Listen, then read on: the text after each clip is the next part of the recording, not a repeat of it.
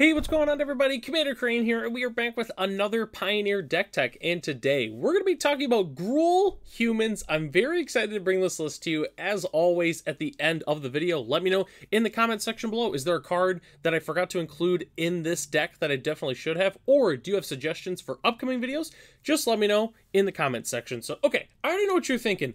Gruul humans, like what? You know, humans is usually like it's mono white or it's black white or Jeskai or Bant or 5-color. You know, there's no Gruul humans. That's not a thing. So a little bit of backstory is I've been trying to find different creature decks that, you know, kind of stray away from their normal colors because, you know, for instance, humans are in all colors in Magic. You know, usually humans do different things in different colors, but, you know, they still work together very well, obviously, because, you know, 5-color humans, for instance, is a really good deck. So I got to thinking, you know, what if I made mono green humans? So I was trying that out, and then I realized, you know, there's some really good red humans that I would love to play in this deck. So that's kind of where it came from. It was like mono green humans, then we started playing some of the red ones, and I really like this deck, to be honest with you. All right, so let's go and hop into it here. So these are the 1-drops that we're playing. We're playing 4 Embereth Veteran, 4 Experiment 1, and 2 Reinforced Ronin. The last thing I forgot to mention before we really hop into it here is there's gonna be a lot of cards that you don't normally see play really in any deck for the most part, which is kind of cool. I like showing off unique cards, and these are definitely a couple of them. So Experiment 1 is pretty straightforward. The card has been pretty good for a long time for the most part. It's a human accidentally. It's just really good.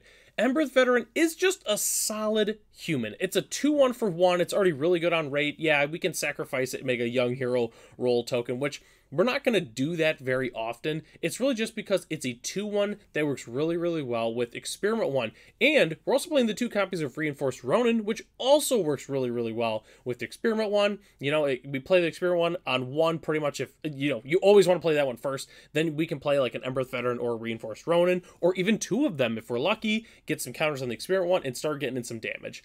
I really like Reinforced Ronin. There was a couple of different like 1-1 for 1 hasters that I thought about playing. I ultimately decided to play this one just because A, we don't really get to play this card a lot. You know, it's kind of like a more situational card. But B, when it's not good anymore, we can just discard and draw a card. We get in some damage, and then obviously just pitch it at the end when we don't need it. I really do like the Reinforced Ronin. It's a 2-2 for haste for 1 mana. Like, that's just a really cool card. So, those are the 1-drops we're playing.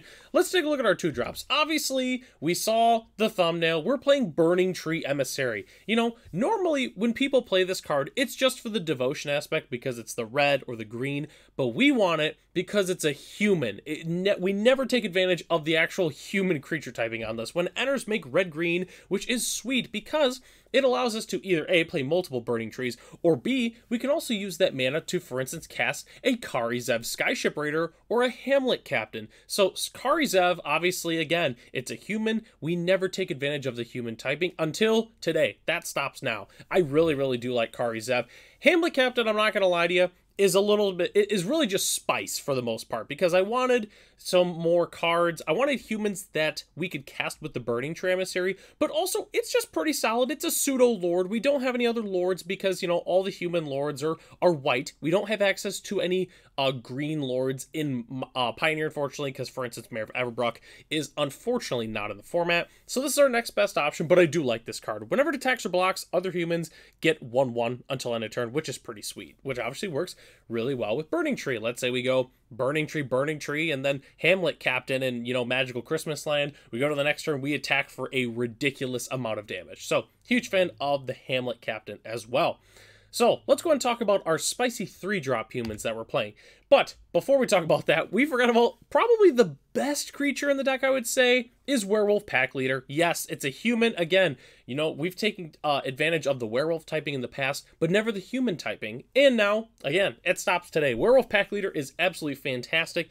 And we'll talk about the card here in a second that it works really well with. But another card I've been wanting to feature on the channel for a long time is Hamlet Vanguard. I've always thought this card was really sweet. Ward 2, enters the battlefield with 2 1/1 counters on it for each other non-token human you control. So, simply put, this card is going to be huge. If we play it on curve, you know, we have 2 other humans. It's going to end with 4 1/1 counters. It's a 5/5 Ward 2 for 3. That's a ridiculous rate. If we have a couple more humans, obviously it's bigger and bigger. So, huge fan of Hamlet Vanguard. The card is very sweet. It's a big, beefy body.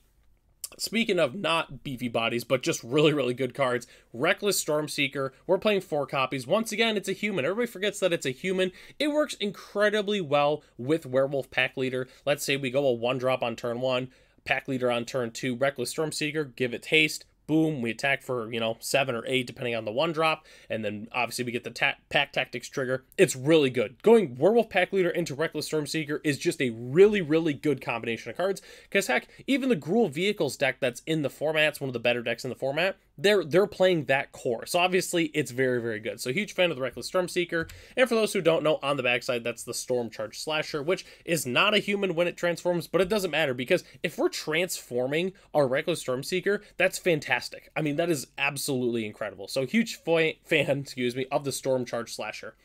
So, unsurprisingly, there's one more card that we have to talk about, and I'm sure a lot of people probably figured this out by now. We're a Collected Company deck, obviously. All of our creatures are less than 3 CMC, so why would we not play it? Collected Company, fantastic card. If you're playing a low to the ground aggro deck that plays green, you pretty much want Collected Company. The card is absolutely insane. Also, if anybody does build this deck, let me know. If you ever live the dream where you play Collected Company and then you hit like double Burning Tree and then we Coco again. I've never actually seen that happen before, but it is something that can technically happen. But anyway, so Collected Company, 4 copies of it. Fantastic card. Probably the true best card in the entire deck. So let's go and hop into the lands real quick, which the land base is going to be a pretty standard mana base for the most part for Gruul. So we're playing 4 Copperline, 4 Stomping Ground, and 4 Carplusion Forest. We're also playing 4 Cragchrome Pathway. Those are our main dual lands in the deck. We're also playing 1 Boseiju and 1 Sekenzan. They're channel lands. They're free. Why wouldn't we play them? And then rounding out our lands, we're playing 2 Cavernous Souls, 2 Mutavaults, and 1 Mountain. Cavernous Souls, I guess, is technically a dual land, but mostly just helps us against those pesky counterspells.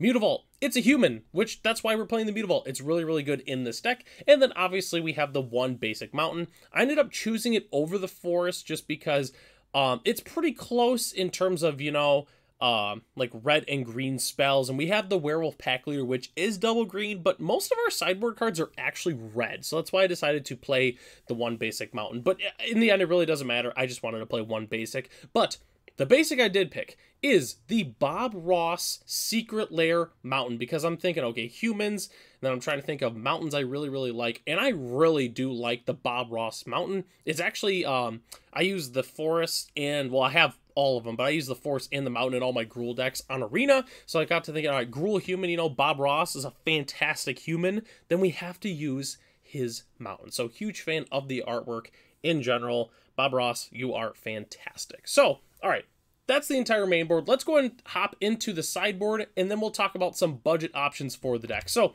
the sideboarding is going to be really simple, like most of the sideboards here on the channel. So Graveyard Hate, Tormod Script, I think is the best option that we could play. You could also play like Soul Guide Lantern, but I personally like Tormod Script. Extra removal, again, really depends on your local metagame. In the sideboard, in this one, I have Torch the Tower as well as Scorching Shot, new one from Outlaws of Thunder Junction, but it really depends. If there's a whole bunch of like white and blue decks, definitely play some Lithomantic Barrage or Rending Volleys. It really just depends on what's in your local metagame. We're definitely going to want some Vampire Hate, because Vampires is in pretty much every metagame. Pick Your Poison is the best option. We are in green, so we can Pick Your Poison, which is just a fantastic card against the vampires. You could also play a couple Pithing Needles. I know I put some in the sideboard just because, we got to stop those Sorens from getting down the Vein Rippers.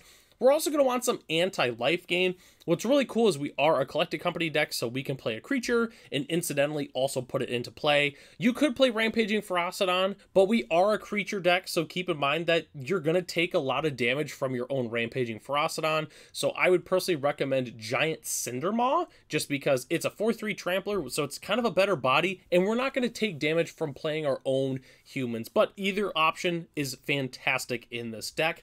And the last thing we have to talk about, the budget options. It's really, really simple. Swap into some budget dual lands, take out the Stomping Grounds, add in the, oh my goodness, I always forget the name of it. It's the red-green slow land. I had to look it up actually when I was doing this video because I always forget the name of it. But definitely put those in the deck. You could also play, I know in the budget list, I put Secluded Courtyard. It is, obviously it's not quite as good as Cavernous Souls, but it's an untapped dual land. Rockfall Vale, that's the name of it. I'm sorry, I always forget the name of that dual land. I do play it in Standard though. I would also swap the collected companies. The substitute that I personally used in the budget list is Helena and Elena. Obviously, it's a human. It's just really, really good. Huge fan of Helena and Elena. And the last thing I want to mention is the current list, as it's assembled, is $287. That's including the Cavern Souls, the collected companies, all the dual lands and everything.